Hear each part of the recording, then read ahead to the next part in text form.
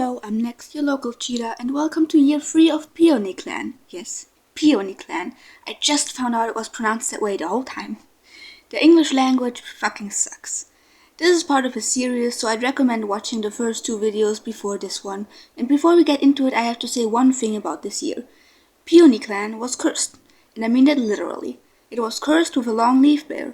Luckily it didn't do much damage, but it happened, and we'll get to the perpetrator of this curse at the end of the video, so stay tuned. Starting in StarClan, where we have 2 new inhabitants. Firstly, the 15-moon-old Deltafoot, who was straight up murdered. The murderer is known to the clan, and we'll get to them later, but for now about Deltafoot. As an apprentice, Deltafoot attempted to sneak out a few times and was named for his intelligence. So he was a sneaky little man, that one. He died being pushed under a monster, which is a really horrible way to go, especially this young, so I feel very sorry for him. Speaking of young deaths, say hello to Mossypaw, who, as you may notice by the fact that she got the exact coloring as her mom, is one of Fizzlestrike's and Halfcatcher's kids. She's 9 moons old and died to yellow cough. She was apprenticed to her father Halfcatcher and then went to train hunting techniques on their first patrol, but otherwise this little one didn't manage to do much before falling sick. So on to the living cats, starting with Tremblestar as usual. He's now 106 moons old and getting up there in age. He taught the apprentices from the time how to track paw prints properly immediately after recovering from green cough, and had to make some pretty rough decisions this year. He had hoped for a sign from StarClan and was horrified to be met with such a long leaf bear, taking it as a sign that StarClan is mad at him, until Pondwater cleared things up for him. He nearly lost a life to the long harsh cold of this year, and also assessed the apprentices to distract them from Mossipaw's death. On to the deputy Halfcatcher and his mate Fizzlestrike, who are still madly in love with even more kids.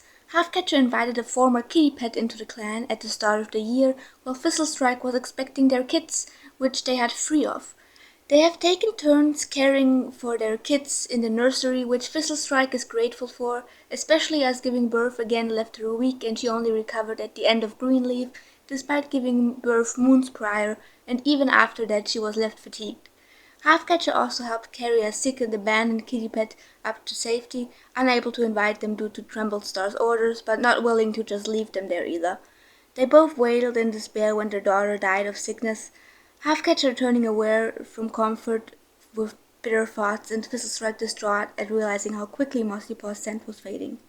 After the death and having to care so intensely for his mate, Halfcatcher is hoping for a break for both of them. To the medicine cats, where we have a new face alongside Pondwater named Dapple. Dapple used to be a loner that was found by Brook Ripple just before the sudden leaf bear, likely seeking shelter from the cold. She received crow feathers from Halfcatcher as a welcoming gift, and is very amused by the matching accessories with Pondwater. She got frostbite from the cold after wandering in search of herbs a little too long, though it's on the foot I didn't draw, which I didn't notice until after I did it. Oops. Pondwater didn't have such a good year either, getting a nosebleed that just wouldn't stop and having to turn down StarClan's sign of abandoned kids, because they couldn't afford to take in any more cats during the harsh leaf bear. She had also an enlightening dream about the reason for their cursed cold, which I'll get into later. Next up is Hollyhock who became a mediator and is now a charismatic great storyteller at 15 moons old. They had a mild headache this year, and after it cleared, immediately decided this clan needed a mediator, which I'm taking as they had a headache thinking about what path to choose. They traveled to PeonyClan to resolve some herb gathering disputes, successfully I might add, while they were still an apprentice, and was named for their spirit. A spunky little guy. I hope they don't die. On to our warriors, starting with Shining Dusk, who I'm just gonna say it killed Deltafoot. She is now 138 moons old, still not retired, and feels extremely guilty about what she's done. She barely managed 1 moon before having to tell the clan about her deed. Telling the clan she didn't even know why she thought it was a good idea, and that something strange overcame her and influenced her decision. She begged to be punished for killing Deltafoot, but Tremblestar said it was punishment enough that she had to live with the guilt she obviously felt over it. In the end, she isn't outright hated, but definitely disliked in the clan. Tremblestar tried to hate her, but couldn't, feeling too sorry for his old friend and letting her stay in the clan, given how old she already is. Next up is Gravel Rise and another new face, the 81-moon-old Rapunzel, who used to be a kitty pet. Rapunzel joined pretty early in the year after being found by Halfcatcher while sick with green cough, and he recovered well within the clan. He had a pretty funny patrol where he tore back to camp after seeing a broken cat statue and getting spooked. And most importantly, he was nearly killed by rogues. Though for nearly being killed he only gained a small scar on his side that I nearly forgot to draw. Gravel Rise on the other side didn't really do anything this year. The two of them have become relatively good friends and even have a crush on each other. Interested to see where this goes given they are both pretty old. Tempest Pelt had a not so good year this year, having his tail mangled by a fox and getting buried in sand during a walk out onto territory alone. He had to spend the rest of the day digging himself out of there. Aside from that, he was in awe of Tremblestar's leadership, but hasn't done much else this year.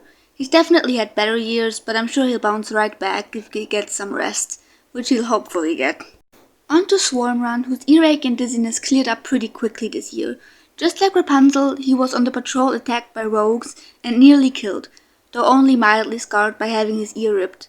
He also hissed away a sick rat on a hunting patrol, and didn't do much else this year. He definitely had better years too, but he's relatively happy despite all that. On to Brook Ripple, who was the one to invite Dapple into the clan. She also disappeared for a few days and came back with a collar she was not happy with. She tried for a long time to get it off in any way she could think of. Sadly, that didn't work out for her, and she eventually had to accept the new accessory. It was definitely karma, as I think she went to see a two-leg family whose kids she was playing with a few days before that, and they caught her. But yeah, that's it for Brook Ripple, so on to Heather Sand. In the beginning of this year's Greenleaf, her ears wouldn't stop buzzing, but that cleared up pretty quickly. After the death of Deltafoot, Heather Sand was experiencing some depression, which lasts pretty long, but she eventually recovered. Aside from that, not much to say. She's still the same happy Heather Sand she was before. On to Sunny Speckle, who gave Seedpaw a friendly nudge at a warrior ceremony and watched with pride. He's gotten very close with his former apprentice and is extremely proud of them. He had fleas for a while this year, but luckily didn't give them to anyone else and grieved for Deltafoot, knowing his sister Stormchomp was close to him.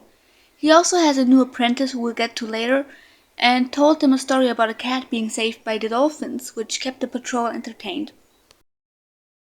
Next up is Stormchomp, who lost a friend in Deltafoot and grieved pretty heavily alongside Delta's siblings. She was dragged out into the ocean by a wave and had been sputtering and coughing for a while before her lungs recovered again. Luckily, it didn't leave any lasting damage. She also has a crush on her sister's former mentor, Tempest Pelt. Seems she has a thing for older men. On to the newly named Jump Howl, which is a beautiful name, who I forgot to draw with his mouse again. He was declared a warrior shortly after his dislocated joint got better and honored for his perspective.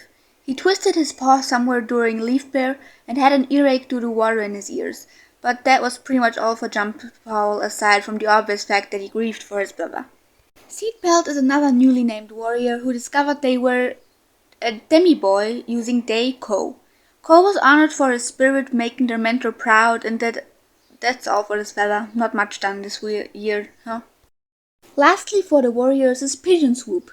She was celebrated for her caution and I absolutely love her name. She also got an apprentice who she's done a relatively good job with so far. She's very close to her siblings, both adopted and biological, and was terrified when Mossypaw died, running off to disappear for a while. There comes a question for you all. Do you think I should just say she left for a few days to be alone, or should I code her in as lost? Let me know what you think in the comments. Moving on to the apprentices, we have Boulder Paw and Light Paw, who are Mossypaw's siblings. They are currently 9 moons old and apprenticed to Sunny Speckle and Pigeon Swoop respectively. Starting with Boulder Kid, the she-cat seems prone to fatigue and dizziness, as she's had both of those a few times since kidhood. His first patrol with Sunny Speckle wasn't really a patrol, but instead a test, where she was woken up by another warrior at dawn and assigned to look for her mentor who was posing as an enemy warrior, a test she succeeded with bravado. She was also chasing around her siblings before Mossypaw's death, and nobody knows why. On to Lightpaw, who is one more copy of Halfcatcher. Lightpaw ran up to the front of the crowd during his apprentice ceremony, eager to get his new name as he was apprenticed to his older sister. They went to see an octopus on their first patrol, which was sweet, and he also went into Little Space once, but that was all. That's all the apprentices, so on to our last clan cat, the elder, former kitty pet who was found by Shining Dust during the Long Leaf Bear, Windshard. When he joined, he was sick with carrion place disease, which is likely why he was abandoned, and somehow, against all odds, survived with a full recovery a few months later. I love this charismatic fella and I hope he lives for another year. Now lastly, on to the perpetrator of all the bad things that happened this year. Bleakgaze, our first dark forest cat and the former loner who died in a brutal car accident. He's bloodthirsty and confident with words, a dangerous mix when you take into consideration the fact that he talked Shining Dusk into murdering Deltafoot, the same way he died.